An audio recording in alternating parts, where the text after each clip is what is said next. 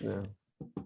I think the other questions, I think it was answered earlier about how to find trusted knowledge. We spoke a little earlier in the session of that. Yeah. Uh, I think I do want to add to what we talked about earlier, if that's okay.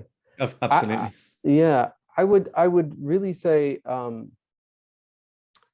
if, well, one, I do think that when you have an organization like New Beginnings, that they're connected with reliable scholars and trusted knowledge, they will do a lot of that work for you. And so I think, that's important, to be connected to the right organizations. I would also say that on the other hand, um, after you find trusted knowledge, right, I would actually stop obsessing over all of the other competing narratives, right? There can be a lot of noise sometimes when you go into the mosque community and all of the different narratives and sort of the dialectic between different ways. What I would say is, as a convert, it's actually a kind of tragedy of the age that this is even a question. I think about converts 300 years ago. This wasn't one of their challenges. If they converted, they just started to learn the religion from, a local scholar. And I think it was probably a much smoother and more organic process, would be what I imagine. Not to romanticize that it was easy, but at least this aspect of, what version of Islam do I start to learn and understand, I don't think was as much of a question.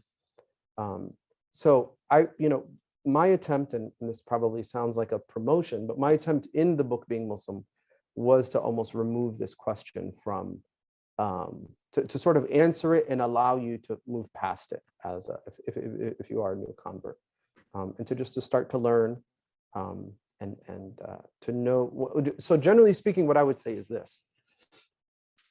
And some of this, if this is beyond what you already understand of the religion, then just sort of put it on the side, and don't let it confuse you. But generally speaking, if you look over this, I talked earlier about the 14 centuries of scholarship. What you can glean from that, after a while, you can make certain observations about trends.